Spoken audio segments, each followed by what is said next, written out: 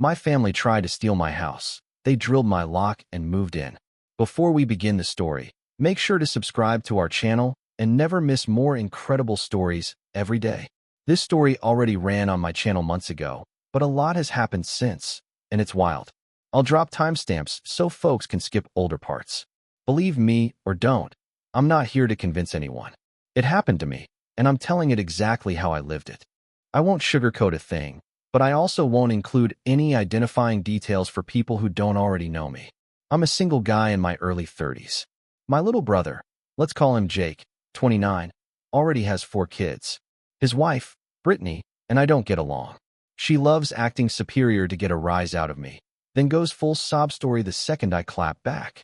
Picture instant tears and an Oscar-level performance for sympathy. My parents, Linda and Robert, and Jake adore her anyway. She's pretty sure. But the attitude kills it. Brittany refuses to work, even with a college degree, even though my mom basically runs daycare at their place. Jake's paycheck is their entire income, which means they can't afford to live anywhere except my parents' small 3-bedroom from the 60s. Privacy there is a myth. Jake was the golden child from day one. We're 3 years apart, and he grew a full-blown superiority complex because if I ever pushed back on his antics, I was punished hard. He got the lion's share of everything unless relatives called it out, which happened often enough that my parents packed us up and moved 150 miles away. After that, we only saw extended family on holidays. Jake crossed lines constantly, got physical with me more than once, flirted my first girlfriend into dumping me, and laughed at pretty much any bad thing that happened to me. If I complained, my parents told me to suck it up. The only times I got equal treatment were birthdays and Christmas when nosy relatives were watching. When I turned 18, I moved out before finishing high school. Couch surfing beat living in that house. They didn't even show up to my graduation. I kept things low contact after that and saw them mostly on holidays. When the pandemic started, I lost my job and couldn't renew my condo lease. My roommate also lost his job, so neither of us could afford the place. I loved that 2-bedroom rental, but I had to sell most of my stuff to avoid being fully homeless.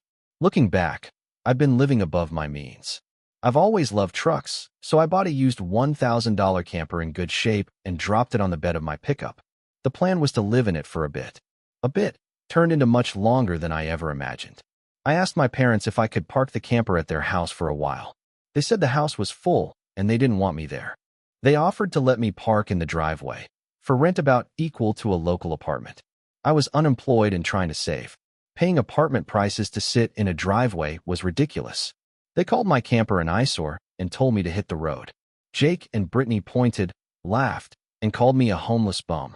The first night without anywhere to go, I parked in a store lot and tried to sleep. I was terrified someone would break in. I barely slept. I got my mail forwarded to a friend's apartment and started figuring out the nomad life. Finding consistent parking was tough. I dealt with everything from beggars to people telling me to move because my camper looked trashy. One guy claimed he was from an HOA, on a street with no houses. When I asked which HOA, he got belligerent, so I left. To keep the fridge cold, I charged my batteries however I could, long extension cord into a random exterior outlet when I found one. Not proud of it, but I didn't have a generator, and solar alone wasn't enough. After months of this, I landed a new job in the neighboring city, non-retail, which I swore I'd stick to after college. I was still getting unemployment, but I needed stability and was bored out of my mind. The company owner, Mark Carter, noticed I was willing to take any shift as long as I got sleep. He let me park behind the warehouse in forgotten old employee spots and even let me drop the camper there so I could drive the truck separately. Might not have been strictly legal, but no one bothered us. Security escorted away the occasional trespasser. I got a key to the warehouse bathroom, plugged in for power and water, and paid a kind of rent by working Sundays for free when only the janitor and the night guard were around. The guard, Tony, became one of my closest friends. Winters were fine with a small electric heater. Summers were brutal until I found a cheap used portable AC. I worked nonstop, banked overtime, and learned new skills from coworkers. Midway through last year, I got promoted to supervisor and finally made a solid salary. Losing the condo scared me straight about stability, so I started house hunting near work. 2 miles away, I found a 3-bedroom manufactured home on a small lot. I talked the price down $10,000, drained my savings for the down payment, and got approved for the loan. No more living in a camper.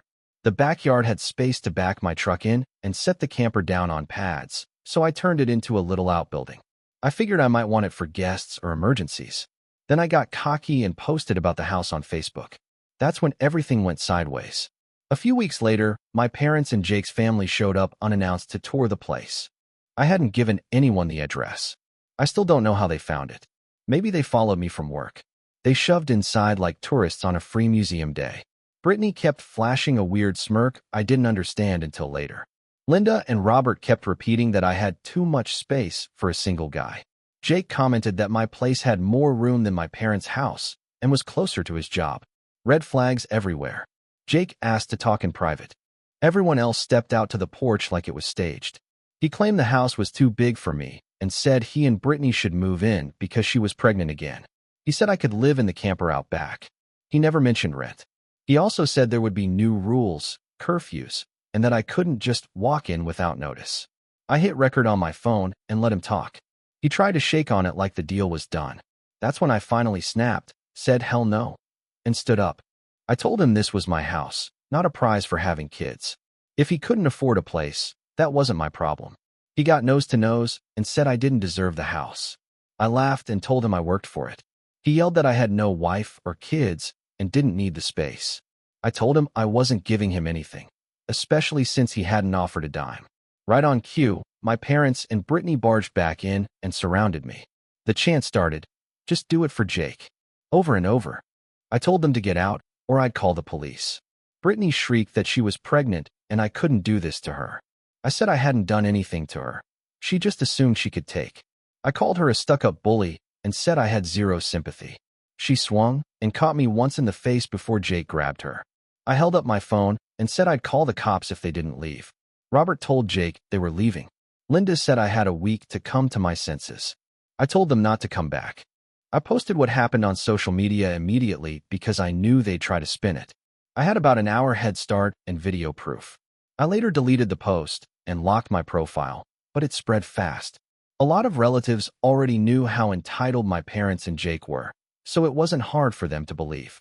One random flying monkey called and told me to make way for a real family man. I blocked the number. A week later, my parents and Jake came back, hammering the doorbell and pounding on the door. I'd installed latch chains, so they couldn't push in. I told them I was filming and would call the cops. Linda put on her sweetest voice and asked if I was ready to let Jake move in. I told them to get lost. They left, but not for long. That Friday night, I came home to a moving truck and Jake's minivan in my driveway. They were unloading boxes. Brittany smirked and said my mommy said it was okay. I sat in my truck, called 911, and let the windows stay cracked just enough for the operator to hear Brittany threaten to key my truck if I didn't hang up. When cops arrived, Jake and Brittany had locked themselves inside my house. I showed the officers my driver's license with my address and walked them to the door. The lock had been drilled out. The drill and bit set were sitting right there on the porch like a trophy. My parents showed up and claimed I'd agreed to rent the house to Jake. Then Jake and Brittany marched out with a lease and a forged version of my signature. It looked nothing like my handwriting. I told the officers it was blatant fraud and that I had Brittany on video attacking me. I said I'd press charges and call CPS if anything of mine was damaged or missing. Jake went pale. Linda doubled down, saying I should move into the camper and let a real family have the house. I told her if she thought that was such a great plan, she could give Jake her house and move into a camper herself. The cops kept things calm, but made it clear this wasn't going to fly. I demanded they all leave, or I'd press charges for the break-in and the forged paperwork. Linda finally told Brittany to stop. Brittany ripped the fake lease into confetti until an officer made her pick up every piece. I forced Jake to hand over the new keys. He chucked them into a storm drain instead, and the cop made him pull the grate to fish them out. He came back filthy and furious, slapped the keys into my hand, and started loading boxes back into the truck. The kids were crying. Brittany turned the waterworks up to 11. Jake cursed at me until the cops told him to stop. I told them to leave and never come back. Linda said I was disowned. I told her that wasn't the threat she thought it was. I reminded them of how they treated me growing up, how I wouldn't donate an organ to Jake if he needed it. The cops gave them a look I'll remember forever. Once they were gone, I posted the story again. This time the family response was a landslide in my favor. Even the former flying monkeys flipped. I invited half the family to Christmas Eve at my place. My parents were not invited. Brittany had her fourth baby in early November. They still live with my parents. Her posts turned passive-aggressive, complaints about space, hints aimed at me. My parents must be losing their minds with 3 loud kids, a newborn, Jake, and Brittany under one roof. Christmas Eve, my house was packed with relatives who drove 3 to 4 hours to be there. We ate, laughed, and put on Ray Charles Christmas songs. For once, I felt normal. Then my parents, Jake, and Brittany walked in without knocking, holding cheap gifts. I told them to leave. My uncle Frank, my mom's brother, stood up and lit them up. My grandparents, Ruth and Charles, stepped in and said if my parents wanted to make amends, it was way too soon. They'd never been more disappointed in them. They told Jake and Brittany that my house would not become their home. Brittany plopped into a chair and cried that it wasn't fair I had this house, and she didn't. I said out loud what everyone knew. She barely parents and spends Jake's money like it grows on trees. I joked that I was surprised the baby wasn't getting a buzz from her breast milk with how much she drinks. A little harsh, and I got some looks, but I was done playing nice. Their oldest, 7 at the time, ran over and started kicking and screaming at me because Mom says you made her cry. Jake grabbed him, but the room turned into a full-on intervention. Brittany sobbed. The baby cried. The kids cried. Jake looked wrecked. Then they all left in defeat, and the party resumed. After Christmas, Brittany deleted her old posts and quieted down. In January, she complained online that she tried to convince my parents to buy a camper for themselves so Jake's family could have the house. They shut that down immediately. A few days later, she deleted that post too. I started having friends over for poker nights. We're terrible at poker, but it's a great excuse for burgers, beers, and dumb jokes. I'm even thinking about dating this summer. The camper sits in my yard like a little second home. One day, I might actually use it for real camping, something I've never done. This one won't shock anyone. My parents reached out on social media asking to meet in public. It felt like a trap, but I was curious. We met at a chain Italian place. Jake came too, mostly silent. After awkward greetings, they asked me to help Jake get an apartment. His credit is bad. Gee, I wonder why, and they wanted me to either front money or co-sign and help cover the rent. I said no to both. Jake blew up that I had so much and no family to support. I asked where they were when I needed help. My mom grabbed my hand and begged me not to bring up the past. My dad and Jake stared at the table. They clearly thought I was rich. I explained how I scraped together the down payment by working like a madman, how it wiped out my savings, and how I'm rebuilding. I walked through rough numbers. About 70% of my income goes to the mortgage, insurance, gas, internet, phone, food, and bills. The rest goes into savings because I need a rainy day fund. My truck is from the 90s. If it dies, I need money to fix or replace it. Houses break. Doctors cost money. Life happens. Then I asked Jake his yearly salary. Turned out it's slightly higher than mine. I asked why they hadn't co-signed for him if it's such a great idea. Silence. Mom started crying. I told them I'm not an ATM and I'm not a fool. I expected my dad to explode like he used to. He didn't. He just looked deflated. Regretful, even. We finished the meal. I paid for unlimited soup and salad to be polite. Jake tossed a 10 for the tip, walked out, and didn't say goodbye. I added a Ring doorbell and a couple of cameras. I didn't announce it. No one's tried to break in since. To accelerate rebuilding my savings, I rented out 2 bedrooms, one to a close friend and one to his buddy. Both are single guys in their 30s, quiet, and easy to live with. They even keep mini fridges in their rooms. The rent helps crush the mortgage. Brittany found out. She basically stalked my socials, told my parents, and my mom showed up crying about how I could have rented the rooms to Jake. I reminded her they drilled my lock and tried to steal my house. Also, it's a 3-bedroom manufactured home. I've got the master. That leaves 2 small rooms for 2 adults and 4 kids. And I refuse to live with Brittany under any roof. Now for the grenade. Jake's youngest child isn't his. Yep, Brittany had an affair. Jake got DNA tests for all the kids. 3 are his. The baby is not. We live in an at-fault state, and that changed everything. Brittany had convinced Jake and my parents for a long time that I was rich and owed them. Once they learned the truth and the cops watched Brittany melt down at my place, the mask started slipping. My parents started going to church again. I'm not a church guy, but if it helps them be decent, whatever. They stumbled on an animated video based on my first 3 posts. Seeing a cartoon version of themselves doing all that apparently snapped something. They came over, apologized, really apologized. My dad of all people said the words. They own what they did. Then they threw Brittany under the bus. I didn't jump into family counseling, but I noted the change. Meanwhile, Brittany kept pushing my parents to buy an RV so they could live out back and give Jake the house. When that didn't work, she'd take the baby and disappear for days, texting passive-aggressive messages. She refused church. Jake went with my parents and took the older kids. In March, Jake finally confronted Brittany. He'd noticed the baby's lighter, curly hair and followed his gut. He secretly pulled DNA tests, pulled phone records and texts, and even identified the likely father, Kyle, a lighter-haired guy. Jake confronted her in front of my parents with his phone recording. She went full Darvo, deny, attack, reverse victim and offender, but the evidence was bulletproof. My parents told her to leave. She went ballistic and scratched up Jake and my dad, and in the chaos even hit her oldest hard enough for a black eye and a nosebleed. My mom called the police. Brittany was arrested. Her parents bailed her out and took her and the baby home. A couple of days later, she showed up at my house, clearly spun up, screaming that my Reddit posts ruined her life and that mothers are sacred, so I should have given her my house. When I tried to talk, she tried to shove me and cover my mouth. I told her I had it all on my doorbell camera and would call the cops. She panicked when she heard camera. I read her the riot act and told her never to come back. That was it for me. I finally filed a police report for last year's assault and the new harassment, handed copies of video to Jake's lawyer, and got a restraining order. The judge granted it without blinking. Brittany kept seeing Kyle through the start of the divorce.